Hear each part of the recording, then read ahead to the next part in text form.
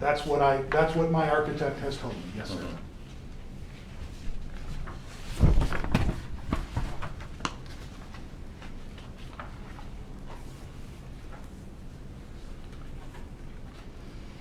It's too bad you can't purchase a little bit of that adjoining large acreage next to you. I would like to, sir. I understand it's currently on the market for $14.5 million. I have to jump right on. Well, maybe not all of it. And I would love to be able to be in conversation with them to do so, but it is currently under contract, and I was informed today that there is no consideration that is possible because it is under contract. And until someone purchases it, I won't be able to buy anything anyways because the current owners, rightly so, probably do not want to do something that would cause a reconsideration of the land before it sells.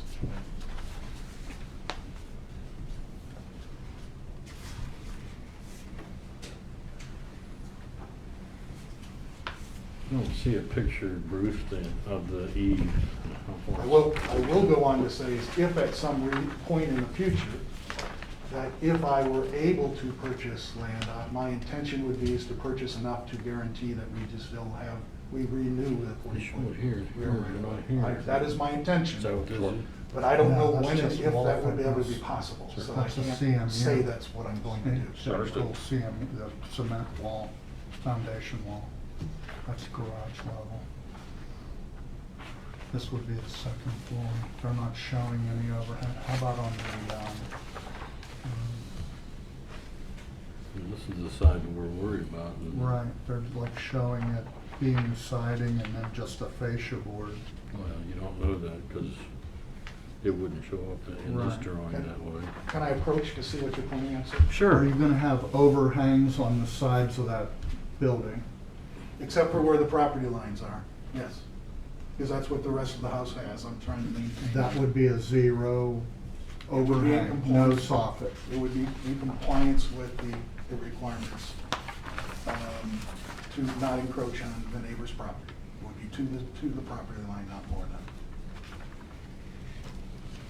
I'm not getting something here because we're showing a roof here. That's what makes this difficult, if I may bring your attention to it, may I? Sure.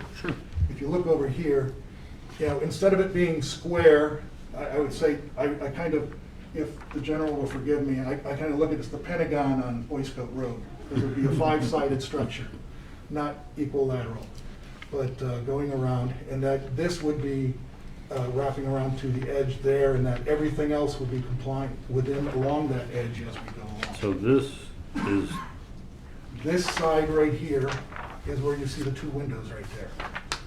here? Go to the Rear? left, right there. Yeah. That would be the fifth side. So of this is the flat side that's going along the property line, and And then then- this then is it's the turning. part that's turning toward Then it's making this toward turn. the round porch. Yes, sir.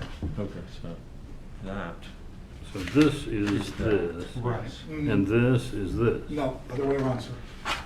This would be that, and this would be this. When you say this, where's this? This is Right that, here. this is that little That's roof you're That's seeing the right little there. line. I got you now. And then the And round that's the- porch. Yeah, but we're still, the actual design of that might change a little bit as we Well, look that's at just that. not the scale. I don't see how that works. Mr. Swift, am I Well, this crazy is or com- what? Do you this is understand? I'm having coming- a hard time seeing it. I can't see the overhang. A lot of what you're seeing is coming in behind that round porch roof that you're seeing. up there. Correct. No, that's, this, the roof here is then what you're talking about here. Correct. This right here would be this right here. Right, I have no problem seeing that. And so that's the portion going beyond here to here. He's saying that this looks like it's twice as long as this little piece right there. It would be no longer than the actual reality of whatever that is. I'm sorry if the perspective is a little bit off. I don't know how to address that. Because this is showing a short distance, which is this. No, sir. That's what I'm trying to help you here. This is this. And That, where those two windows are, is this segment through here. Is the angle section. That's the angled section. Mhm. Where's this part then? On here. I see it now. This roof here is this roof right here. And this flat here, he's trying to show is this, it's just not three-dimensional. Where's So- the next section though, Bruce? Which To next the section? right. Here? Yes. We don't have an elevation of that. This area. This, not I elevated think this from here to here is from here Correct. to here. Yep. We don't see this elevation. We don't see any of this side. How does that, when you look at the scale of the porch that's on that, See that Yeah, little, no. see that little roof right there? That's that little roof right there. So you're looking at it the like scale this. doesn't work out that way. Well, I'm not arguing with you there. but- The drawings are at two different scales even as they sit in front of you. I mean, the original drawing was actually a much larger scale from that, but in order to get them usable for everyone here, they have it at this scale here. So I know the perspective scale could throw things off. I apologize for that. Is there any way you can move it this way? To move it further that way, we are going to be running into the right-of-way from the road, from the prescribed right-of-way. That's where I'm putting it. This road? Yes, sir. You're talking about this setback then? That's where that one's coming into the equations. We're already pushing that one a slight bit, just with the structure as it is, regardless of a walkway, to kind of go around there, so. Which we got And then grandfathered with this? Pardon? Aren't we grandfathered with this? That's the distance that we are That is in. true. Yes, sir. Yes. So you can build to here. This distance across that parallel to the right of way.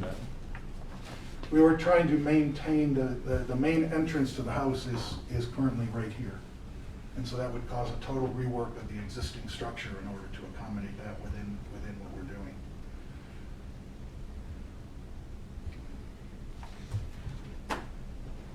I said, if we get into the narrow, and the whole bit, that's what's really driving this very much. There are very few options as we look at this, trying to do He's something. talking about moving it over this way.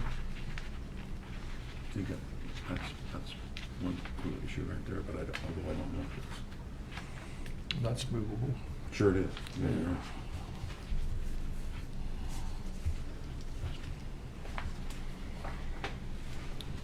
Mike, you looked at this and I don't think he's had that. I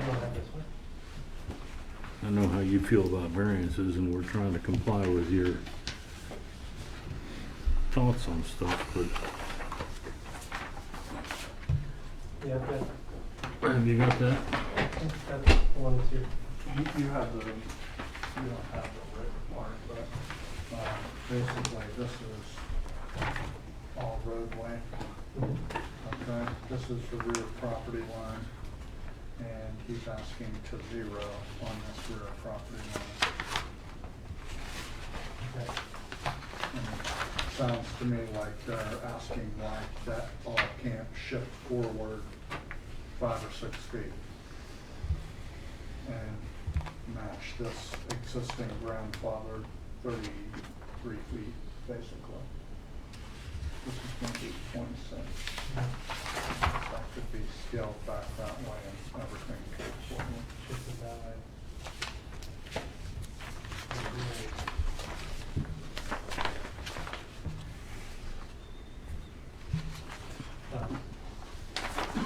And as I said, the key issue with that comes down to is my last effort that I did to try to make this workable for everything was to redo the part of the garage into living space. And to do that, we turned that portion that you're talking to into the main entrance for the house, so that there was a on-grade entrance to make things work. And so by doing that, we're gonna basically close in so I'm gonna have to change things in order to create a new entrance for the house, rather than the entrance going through the garage to come into the house.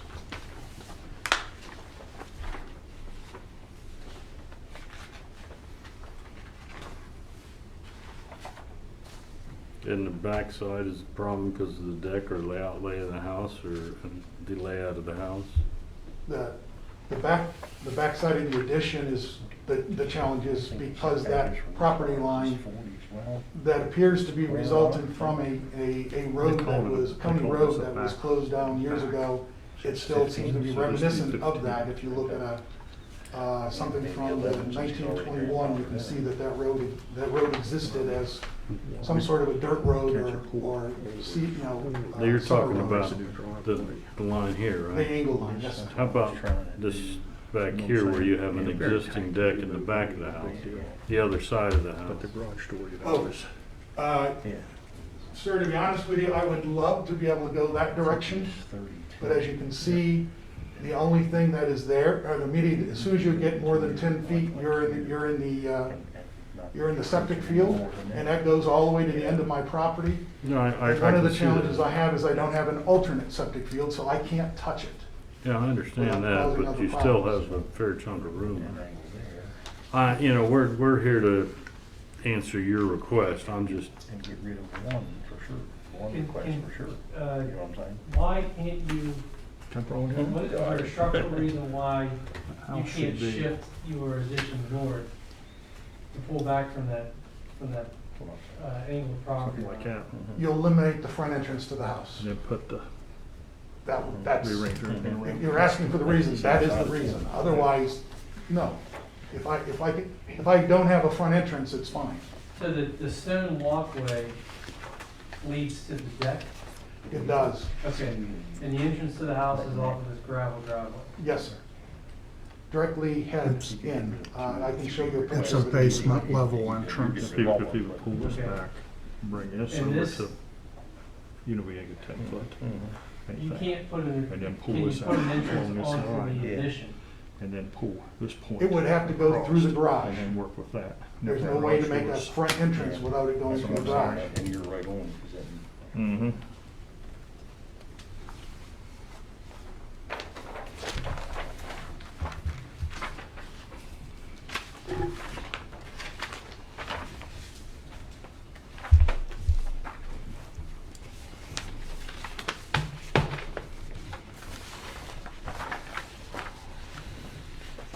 Well, we're trying to consider options, and I'll tell you straight up, I can't see me approving a zero setback. And that's just me. I don't know how the rest of the board feels.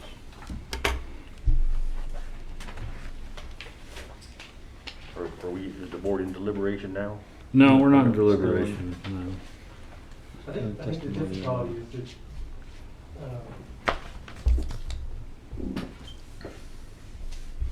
the property can be used.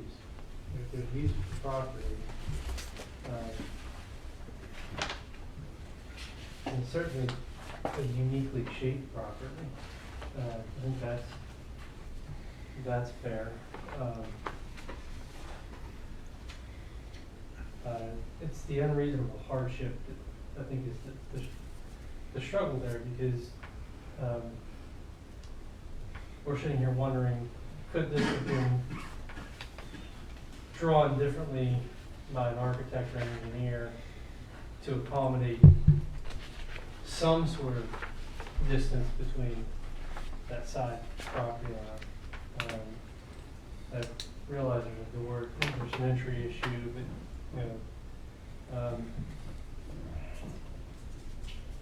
is that an undue hardship that gets to be harder? We start talking about the ability to use a property at all.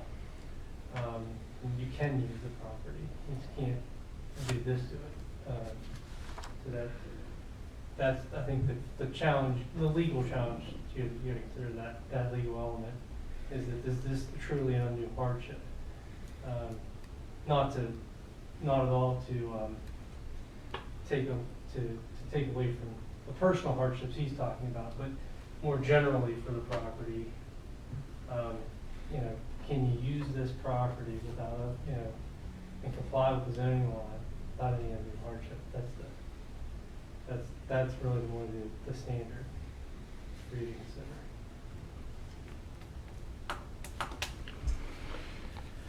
Anybody else got any other questions? I'm having a problem with it just based on 4 being the minimum variance that will accomplish the purpose. I think it is uniquely shaped, but I think there is options. 3 variances in one shot are a little much for me, I think. I don't believe this I don't fits think the there's mold. any question about the lot being Right. irregular No in problem, shape. no problem. And some relief is certainly, I think, appropriate, but 0 is too much. And that's what I'm saying, under 4, I don't feel this is the minimum variance that will accomplish the purpose, so. On that alone, I would be against it, I believe.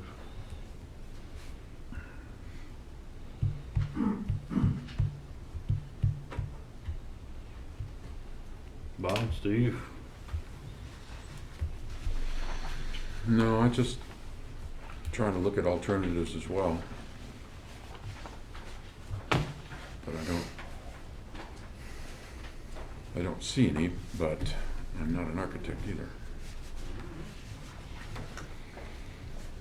But I do have a problem of like 0 setback. That's, Is there a distance that would be acceptable to the zoning board?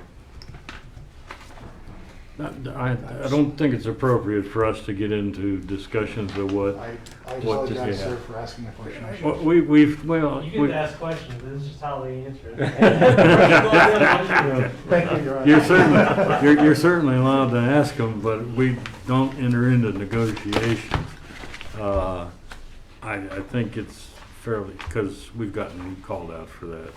Understood, sir. So we try and, this is what you've asked for, this is what you presented, you're telling us now this is what you want. Unless you tell us any difference, it's gonna be tough. Well, And Obviously, at this point, along the one line, with the current plan, there is no way to do anything other than 0. Along the other one, I mean, that distance, all these factors could go a little bit as we go. I'm trying to figure out how to, there's a lot of other stuff in my letter and in letters from the other folks who wrote to you to give other explanations which are outside the regulation itself. And so that's why I haven't wasted your time with going through any of that material, because I didn't understand that would be appropriate. But there's a reason why I'm putting it, for instance, there's a reason why there's an elevator shown in there. It's because I know that someday I'm going to need one, if not someone else in my immediate family is going to need one, and to be able to go from the garage directly up would be an important thing to accomplish there. So there's a lot of things I've worked through tried to work through from an ADA compliancy point of view, or at least ADA based on what I have already, what I can best optimize as I go forward type of thing. And that was a lot of intentional effort to try to do that, as you'll even see by having ADA compliant bathroom located in the new construction, which of course eats up double the space of a regular bathroom. I'm not an architect, I'm just saying in general context. A lot more, how's that? So I'm trying to work within the idea of how do I allow for space that would be ADA compliant. That's one of the key issues that's been driving me as I go through this, and so that's what I've been trying to accomplish. I understand, and I probably won't be putting an elevator in my house too, but it seems to me that you could make this work if you moved it north. I don't know exactly how your entrance is laid out there, but it's just, If you kind of look at it, what it is actually doing, it's covering up what would be the back garage of what was originally the back garage of the house. And so where you have right now is the main entrance, ground level main entrance, is the former front garage entrance area, which is actually slightly wider than what the garage was. Not that you need to worry about it, but the provider, the company gave me too large of a door than what I ordered, and I had to cut in the concrete block to make the door work. And otherwise have to wait months to get a new door in the middle of the winter when you're trying to start a job. So that's the reality of, I was working with a garage door in the first place, and I've turned it into that, and that's where I'm at for my ground level front entrance, so that I can meet people as they come in, instead of requiring them to try to go up a stairway or do something else, especially outside in the winter. And for my mother, that's an important concern that I have, because I don't have a garage, to make sure that I can make it as easy for her to enter and to exit the house as we continue to go forward. Okay, any further questions, gentlemen? No. No. Anybody else want to speak about this case? All right, we'll go ahead and proceed to make a decision now. No more testimony will be used. Thank you Are all given. for your consideration of my request. Alrighty.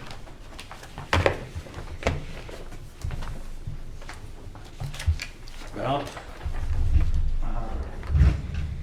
You're gonna do motion. What? You're gonna do motions. Well, we're gonna have to have balance at some point. All right, gentlemen, somebody want to make a motion? I'll make a motion to deny based on 157.165, section C, paragraph 4. I believe this is not the minimum variance that would accomplish this goal. Do we have a second? I'll second that. Ready, any further discussion? All in favor of the motion? Aye. Opposed?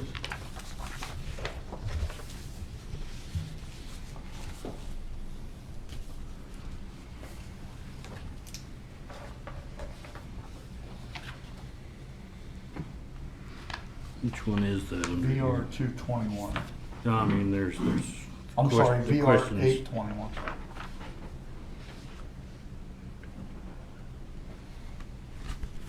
It's a C here is where the problem is, right? The granting of variance is necessary to the reasonable use of the land, right? Yes, sir. The minimum variance underlined that will accomplish this purpose. Right there is no.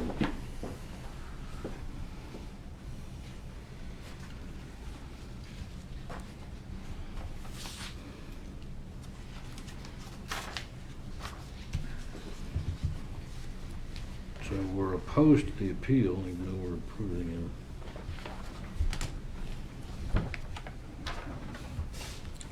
Is that correct? So we can go yes, yes, no. Well, I went yes, no, but that's just me. No, No, I'm sorry.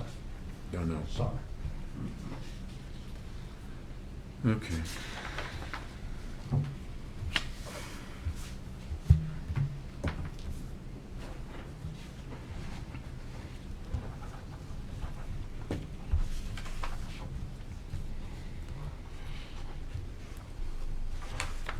Thank you. Sir. Okay, we'll move on to the next case when you get ready, Bruce. The next case tonight is VR 822, application submitted by Bands Holdings LLC for a variance to allow the construction of a residential garage addition to within 9 feet of the side property line. Property is located at 308 Cedar Brook Lane, tax map 67, parcel 508, grid 14, and is zoned Lake Residential 1. And I believe Mr. Stevenson is that correct, Stevenson, right? Is here to present that case. Is there anybody else going to speak in this case? Do you solemnly swear or affirm that your testimony about to give in this application for a variance before the Deep Creek Watershed Board of Zoning Appeals is the truth, the whole truth, so you swear or affirm? I do. And name and address for the record? Bill Stevenson, 308 Cedar Brook Lane, Swanton, Mass. Okay, tell us. No, wait a minute. Any correspondence?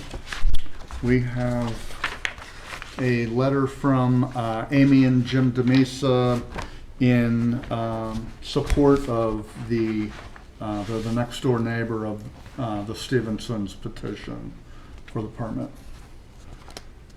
And no other letters.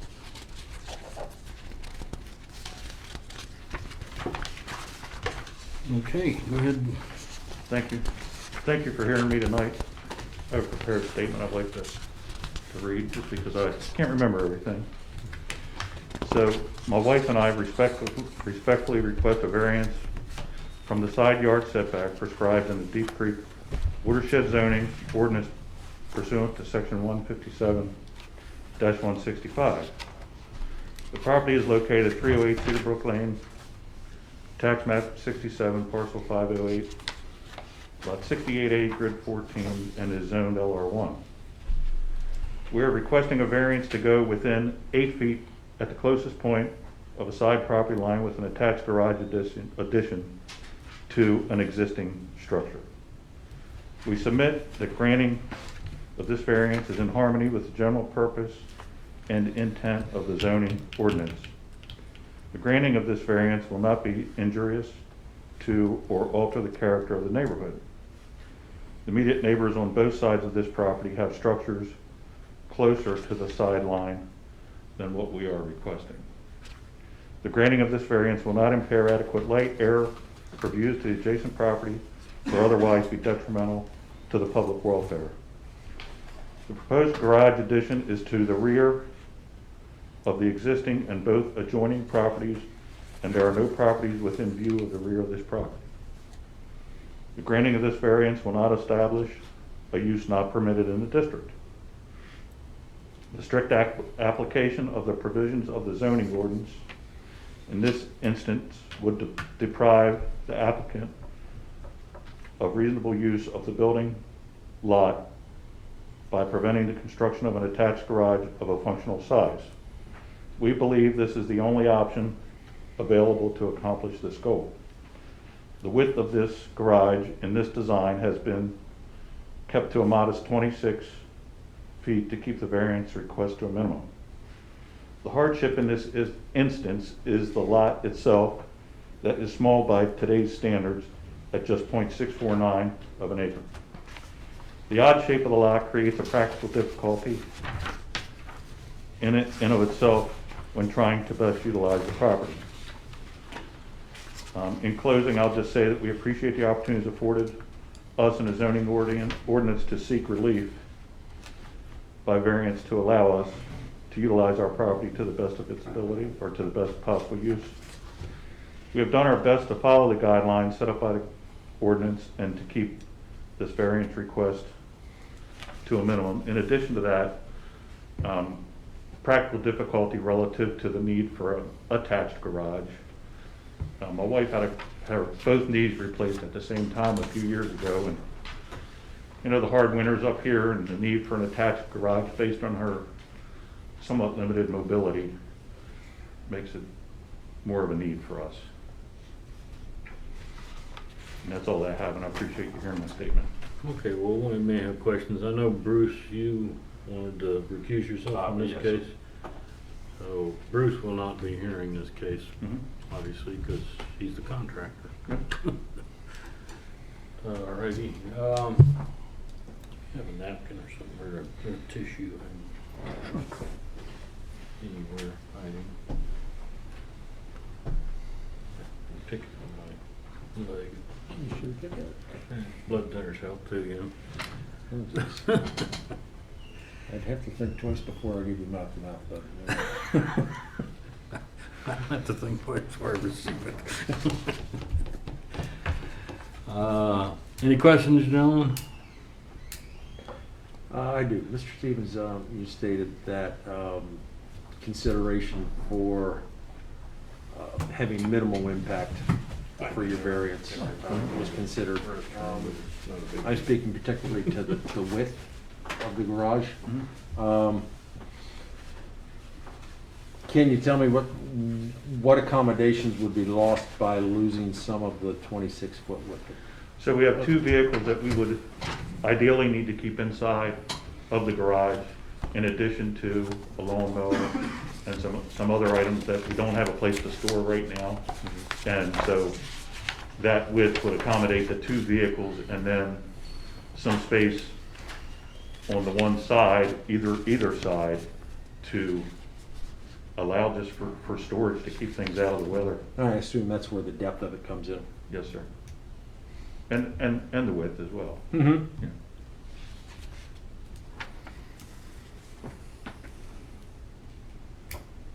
We tried to keep it as narrow as we could while still addressing the need and the goal that we're trying to accomplish. And we thought that it would be fair and reasonable as a result of the bordering our neighbors, have property or have structures that are closer to the side setback than what this would be. And we're not having any opposition from our neighbors. Yeah, I was a little concerned about the 36-foot depth myself. That it's, although, you know, when you look at the plat, the property line, the shed that's a lot closer down the way, taking anything off there is not gonna make a big difference. You're still, are you requesting 9.18? What are you requesting? I think you Your said your 8 foot. testimony was 8 foot and your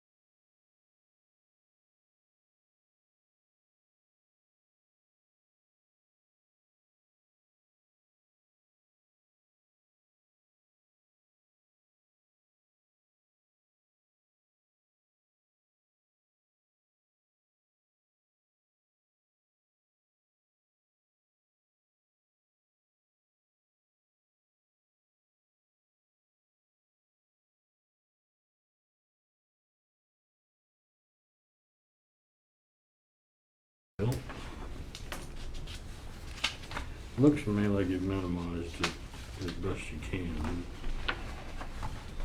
The lot's definitely irregular in shape. The outside is going to be similar to the rest of the structure. I think I heard that.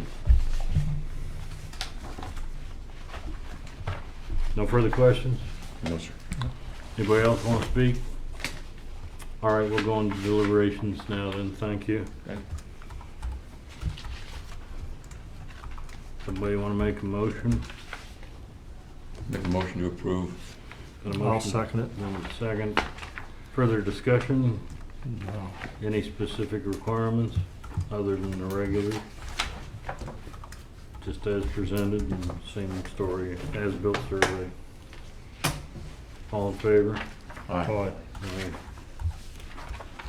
Okay, you get a ballot?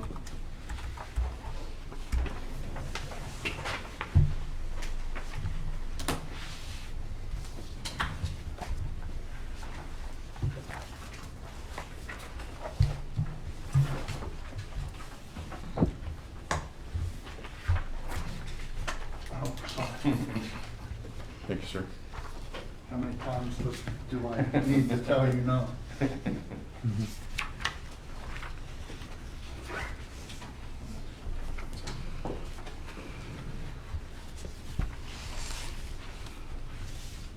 I don't think I put the VR number on the last one. That is, this one is VRA 22.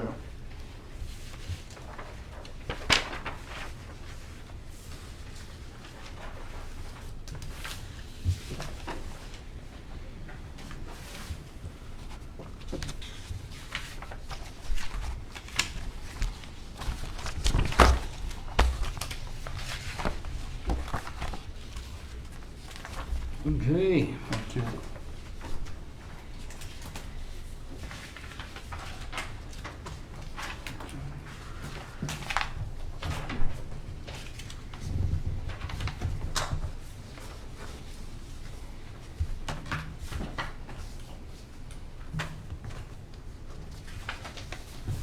Very good. Thank you, sir.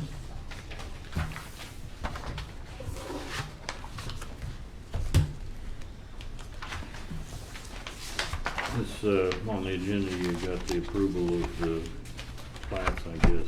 They all in compliance? Those were from last Last month. That's old business. Those Those are the docketed cases from last month. We have no new plats this year, this month. Alrighty. All right, then, our next case. Is VR 742. This is old business. Moran, accessory garage to within 21 feet of the property line, front property line. The lot is across the street from the primary structure. And I believe Mr. Hebner and Mr. Karskadden, did I get that right? Yes, sir. Thank you.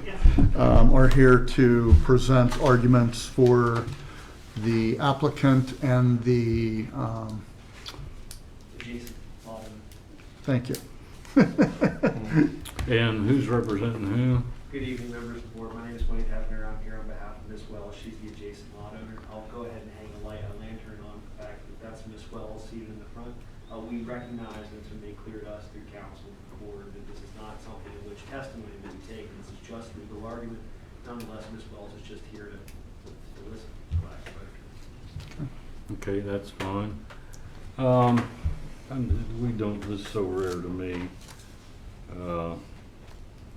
Should I go with the normal procedure of the applicant presents? Yeah, I've had the applicant and then opposition, and I would recommend you hear argument, and then we adjourn briefly for closed session, so I can give you some advice. And then you can come back out and deliberate and make your decision. That will be our plan unless somebody's got a problem with it. Okay. So, Honorable members of the board, it's been a long time since we were here last, 5 years ago. We made the journey all the way to Annapolis and back. So I'm just going to briefly go through just a couple pages here. The issues, the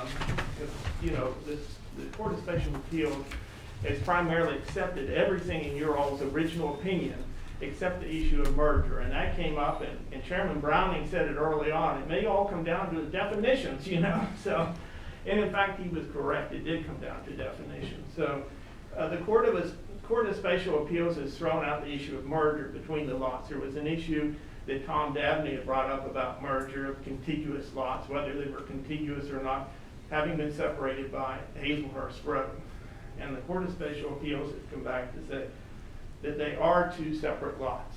So I'm fogging up terribly, so if I can't see. So, yeah, while you're speaking, you can take that off. are you okay with that? I Yeah. promise. I haven't shot. So, no, I promise.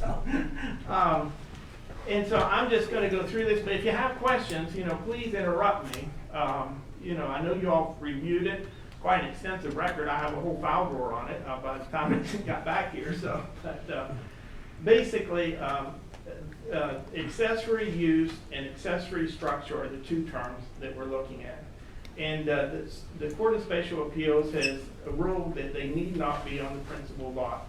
And accordingly, the doctrine of merger is not needed for the Deep Creek Watershed Board of Zoning Appeals to approve a special variance for Joseph and Barbara Moran to build a garage on their vacant lot number 81 across the street from their lakefront lot number 31. Deborah Wells' primary argument throughout the proceedings was founded upon the mistaken belief that an accessory structure and or accessory use must be on the lot or contiguous to the principal use lot. In fact, her attorney said in the brief before the Court of Special Appeals that there probably would be no objection to the granting of a variance were lot 31 and 81 contiguous to each other, instead of being totally separated by a public road. The Court of Special Appeals rejected Mrs. Wells' argument. We hold there is no such requirement and shall explain. The Court of Special Appeals opinion states that Ms. Wells ignores the term customarily in the first definition, the definition of accessory structure, and the semicolon in the second definition, the definition of accessory use.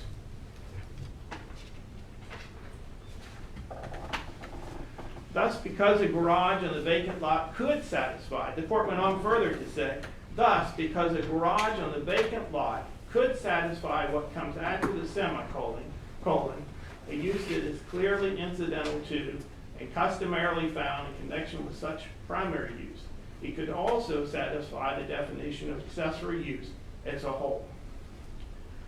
So for the foregoing reasons, we hold that an accessory structure and use garage need not, in every case, be located on the same lot as the principal use under the Garrett County zoning ordinance. And as I said earlier, the only reason this case was returned to us today is because of the sixth and final finding. And that's from your all's opinion in 2015. And it said in there, the final finding said, because we can only, it said, let's see, let me quote it for you. The final finding said, the board that believes that the court ruled zoning merger cases of 2010 and the fact that the lot is assessed and taxed as a one parcel in effect makes this split lot one, not two separate lots. And that's the only thing that the Court of Special Appeals took exception with your all's opinion. All other aspects of the opinion or order that you all entered should remain the same. So what we're asking, after 5 years, can the Morans please have their garage? We just want to put a garage across the street there. So we believe it's absolutely in accordance with the Court of Special Appeals decision. And in fact, the definition mandates it, in my opinion. I thank you all for your time. Thank you.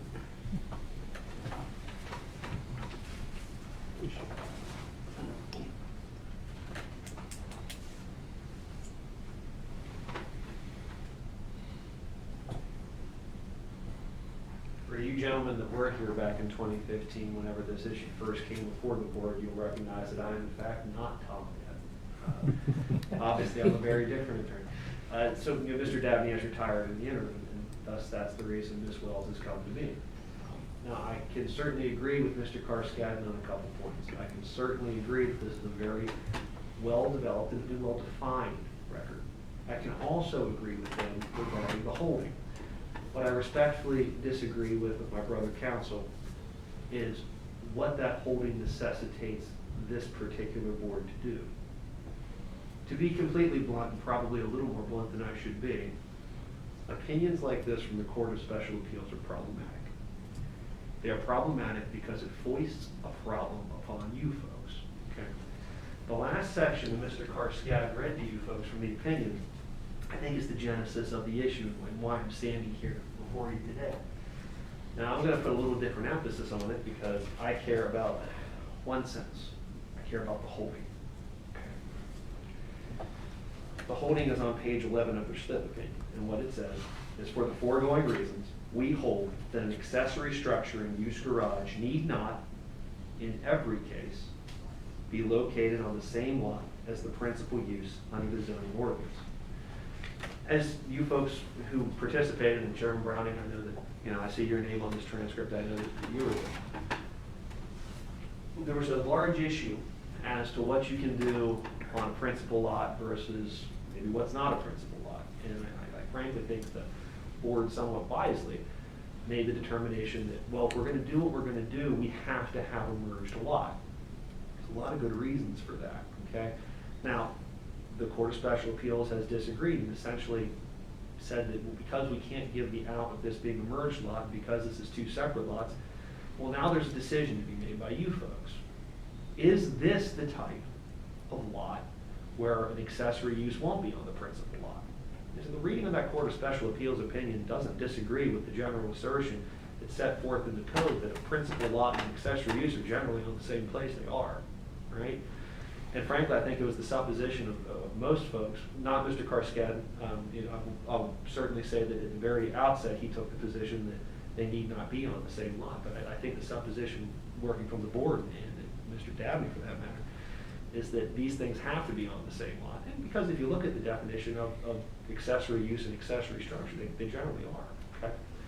So that brings me full circle back to why my completely blunt opinion of opinions like this from the Court of Special Appeals is that this is problematic. What you folks are now tasked to do, without any legislative guidance whatsoever, is to determine whether this particular moment is one of those exceptions. Is this one of those times where we should deem an accessory use permissible when it's not on a principal lot? I think there's a couple reasons that A, the answer should be no, with the record that we have developed, and B, that really this board is obligated to deny the variance based on the record that's established before it. Now, as I highlighted for this board, lady seated in the front row, she is my client, okay, but she's not here to testify.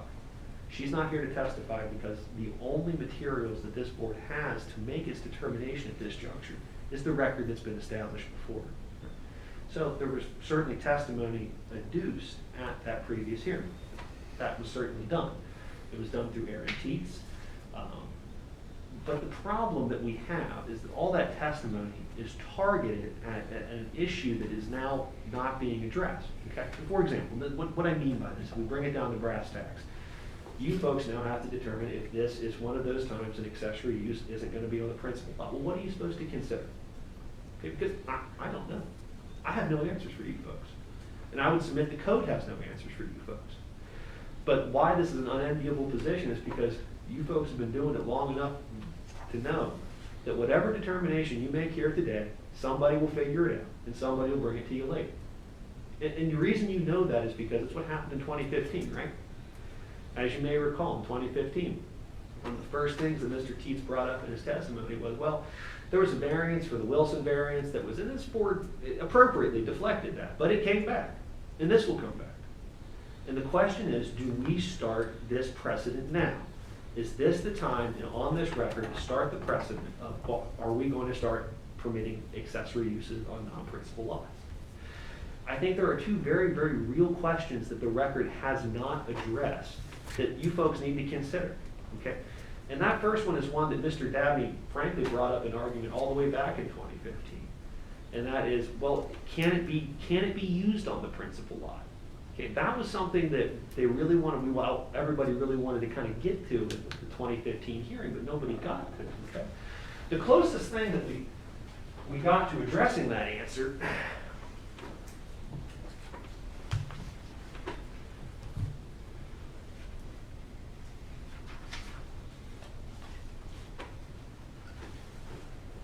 was Mr. Teets' testimony that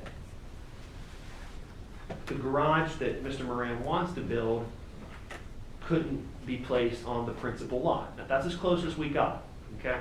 Now, what we did establish in this testimony and in the record is that no variance was applied for the principal lot. The variance was only applied for the non-principal lot, the lot that's across the street, the lot that is problematic and now a separate lot. We're going to return to that point. That's important, okay? But that's not a consideration that was made. There was no record that was determined to do that. So the problem now, circling back around to why this is problematic, what do we do here today? Because what you do here today, what you determine here today, will set the tone for what people who want to build garages across the street and their principal lots will do from the future. Okay? It's question number one that I think is problematic. Question number two that I think is problematic that the record doesn't support is this a severable lot? Is it, and what I mean by that is it something that can be sold severably from the principal lot? Why do we care? I got a nice lakefront house. I'm going to go across the street and I'm going to build my garage. I got a nice garage over there now, but somebody else wants to use that garage and somebody's willing to pay me money to do it. There is no restraint on my alienation from that property. is that a question we need to consider before permitting an accessory use on a non-principal lot? I think it is. I think the record is insufficient in this case to address that question. So right off the bat, that's the problem. Whenever you have an invitation by the Court of Special Appeals to allow an accessory use on a non-principal lot, I would respectfully suggest to the board it helps a lot to have some kind of guidance from some kind of legislative authority. And when you don't have that, you're out in the woods. Now, as a lawyer, I would love to tell you that I've got a slam dunk answer for each one of those questions, and there's some miraculous piece of case law out there that clears it up. I don't have it. Maybe Mr. Llewellyn has it. He's certainly the kind of attorney who would. But the only cases that I can find out there that come anywhere close to this case simply say that accessory uses have to be related to principal uses, and every other piece of case law roots it the text of the actual code. I just don't think you have that here. That's the first issue. The second issue we have to address is you have to deal with the record that's before you. And we have to ask ourselves, is the record sufficient to suggest that the use of the garage on the vacant lot is accessory to the principal lot? Now, this is a little conceptual, and I apologize because lawyers can think in strange ways, but what I'm suggesting to this court is you are constrained to the record that's before you, right? Okay, we all can accept that. It's not a problem when that record anticipates and encompasses that both these lots are the same thing, because if both of these lots across the street and the principal lot are the same thing, you can consider what's on that principal lot, all right? The request for the variance is on a vacant land, but so long as they're the same thing, you guys can think about, it's in your box to think about what that principal lot is and what it does, okay? It's outside the box now. And what I mean by that is the only thing that's before this court is a variance now for the vacant lot. I would respectfully suggest that all of your knowledge regarding the principal lot is now restricted to what is actually in the record. And I do not think that what is in the record is sufficient to actually suggest to this court what the accessory use is. Here's why. If we actually look in the record as to what this accessory use of the garage is going to be, the closest we have from any representation from anybody as to, well, what's going in this is really twofold. Two that I could find. I'll put it that way. I could find Mr. Moran's testimony that he wants to put his stuff in it, and that's not me paraphrasing. That's literally what he says. I want to put my stuff in it. Okay. The other is from Mr. Teets himself, and I'll kind of come back to this point. There was a lot of discussion about, and I'm quoting. I wouldn't refer to Mr. Moran in the first person otherwise. Joe has a quad cab Chevy, and that's 20 feet long. So I mean, there's a quad cab Chevy out there that's 20 feet long that I guess we want to put in. Okay, and the reason that's important is, Board Member Swift is going to know a lot more about work trucks than I ever will. I'm a pencil pusher. That's what I do. But a 20-foot long quad cab truck is the kind of thing you can do work with, right? That's what I think it's for. Could be. Don't know. Not really. Not my job to adduce that evidence. It's somebody else's. The applicant's job to adduce that evidence. I don't know, without any outside information, what the accessory use is. I can't divine whether it's residential, whether it's commercial. I don't have that information, okay? You're restricted to the box that's in front of you. Now, again, I think the board, again, bluntly, somewhat wisely sidestepped that issue last time around by making it one lot. By making it one lot, you can think about it, right? Well, it's not one lot anymore. At least that's not what the Court of Special made the determination as to. And then the final concern I would have is that, okay, these are two lots now. Being two lots, I can't get my head around how the vacant lot would be anything but a non-conforming lot. It's too small to be anything else. So at this juncture, when we went and did this back in 2015, the balance that you folks submitted appropriately at the time made reference to 157.165, not subsection F. You guys stayed up in the subsection A range. That makes sense to me, given what you guys were doing. Well, now it's its own lot, and I would suggest a non-conforming one at that. And what you have to look at under subsection F, excuse me, not E, but F, is different than what you have to consider in subsection A. Maybe more particularly why it's different is that subsection A limits what you have to think about the effects on the adjacent lot owners is to be only their intrusion upon reasonable light and air, whereas subsection F cuts a little bit broader with its language. It says, and I won't quote exactly here, but that there's no adverse effects. Okay, so it's not just light and air, but no adverse effects. It also has to, it requires you to take a look at the other non-conforming structures in and around the vicinity. I'll also tell you folks and suggest that the record that's before you is insufficient to do that. Okay, the reason it's insufficient to do that is because the closest we got to it was Mr. Teets about to testify based on the imagery, and there was an image submitted with various boxes around various premises with garages on and off principal lots. Based on the imagery, I mean, I haven't gone out there to measure all of the different garages. There are several garages that are the same size. I think they have, and at that juncture, another question was posed. That's it. That's the world you guys have to develop your decision in. And whenever that's the realm that you're in, I don't think that the record is sufficient to do what the applicant is asking you to do. And, you know, this kind of brings it full circle, I know, and it's probably the third time I've said it, and I swear I won't beat the dead horse. That's why a decision like this is problematic. Because now it's your problem to figure it out. And I would suggest to you that the record that you are constrained to in this case is not targeted to deal with the question that you have now been posed. I certainly understand that if this was a do-over, if this was a mulligan, or what lawyers sometimes use the words de novo type deal, maybe there's a different result. I don't know.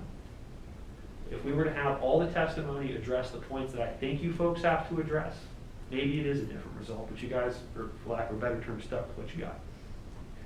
And what you got ain't sufficient to get us there.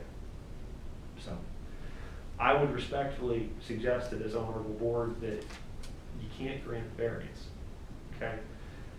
I will lastly suggest that if it were really a no-brainer, the Court of Special Appeals could have directed you what to do. They could have done it. They remanded it specifically because they popped the merger doctrine idea. I think this board gets where it wants to go if the lots are merged. Or, excuse me, not where it wants to go, but where the 2015 board made its determination. I think you get there if it's merged. I don't think it's not. So, with that, we submit. Thank you.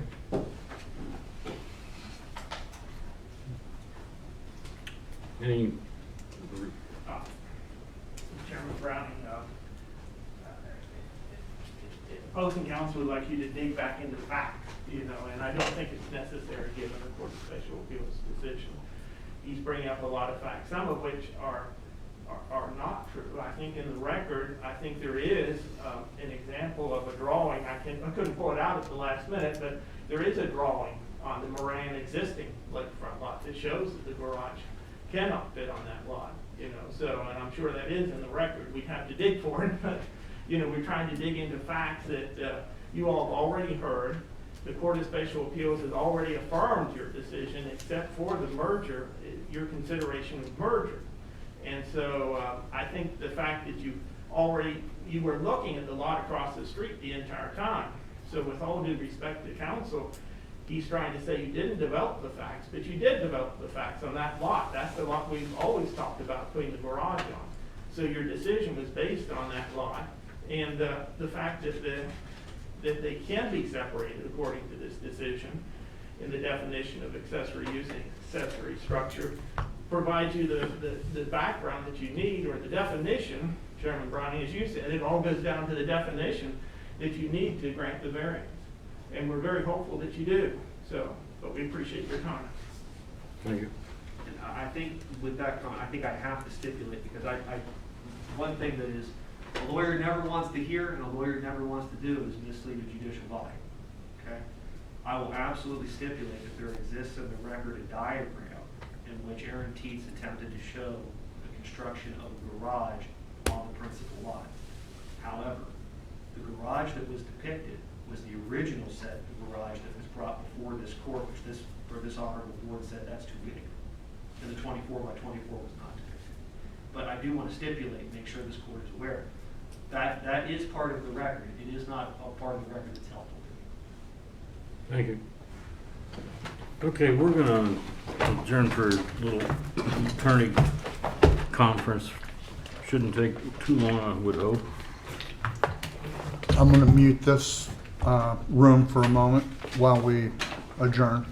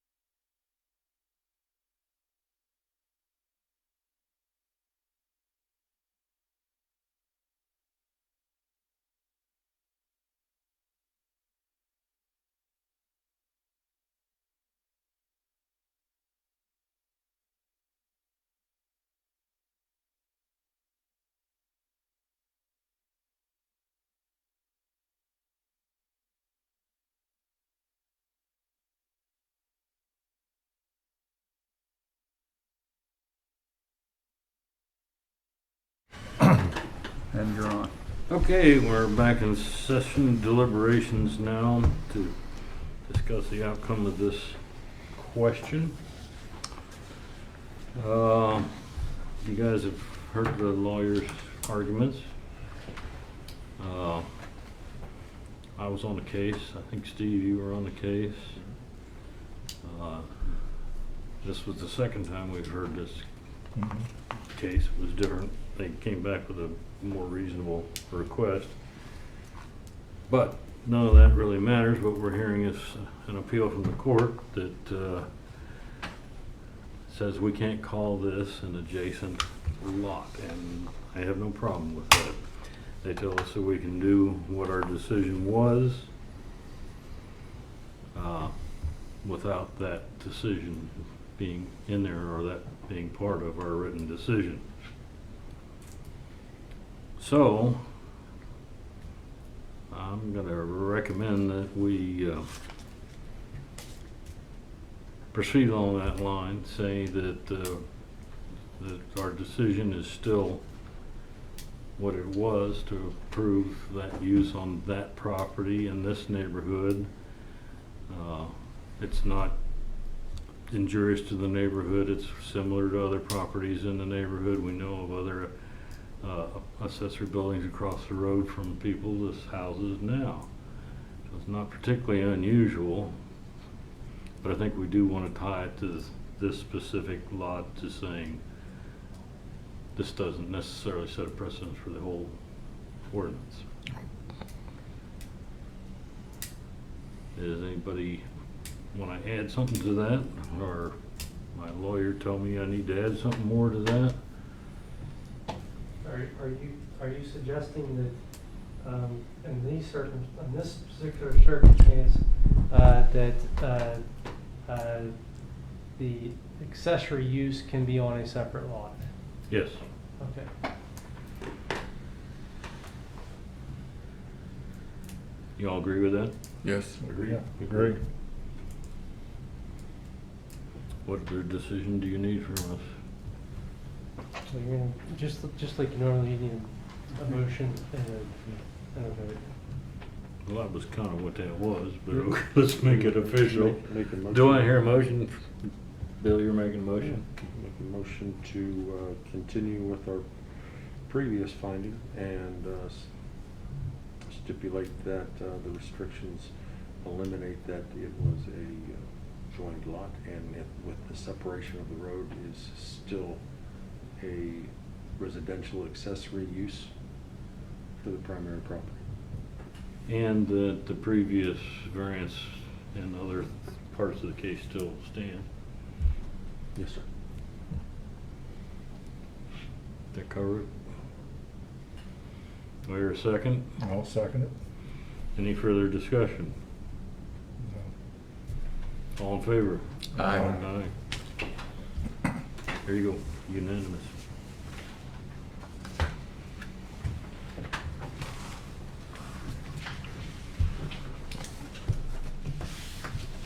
And by the way, I didn't write the opinion in order. I never do. Okay, what do we do here? What number is this, 7 something? 742. Well, what did this, is this at all pertinent to this? Pardon me? Is this, other than, I mean, where would, what's, I would just list that your, the case number at the top, and that you're In favor of appeal? maintaining your decision. I guess you could do that in the comments section.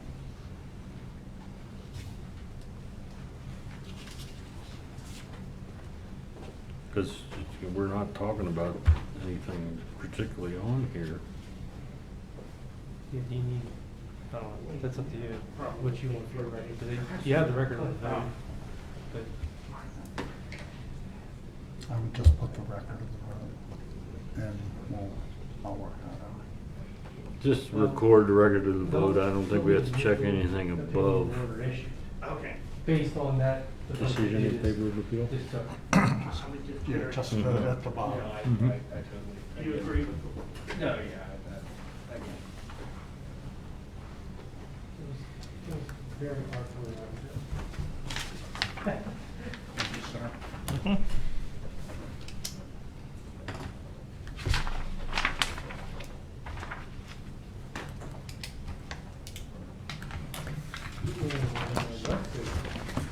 Thank you.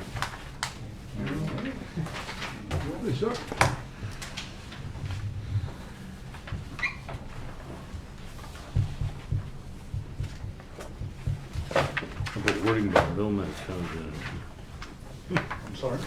Wording by you. Well, that's junk here at this point.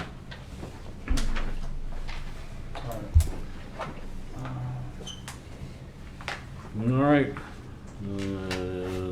Moving on, I guess the new business you've already got, that's the letter I presented you with. Denied. I'd like to thank Mr. Browning for his many years of service. And unfortunately, I won't be here for your last meeting, so Oh, well, what are we having one? in October. Mhm. I have no knowledge of that at this moment. Well, it'd be fine if we didn't.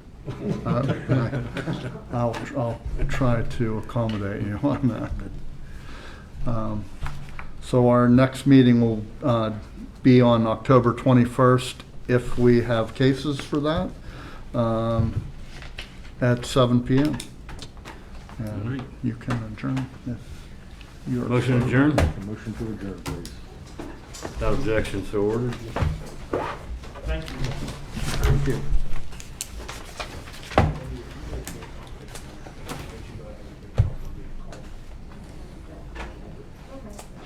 Do we need to go back across the hall to answer my questions?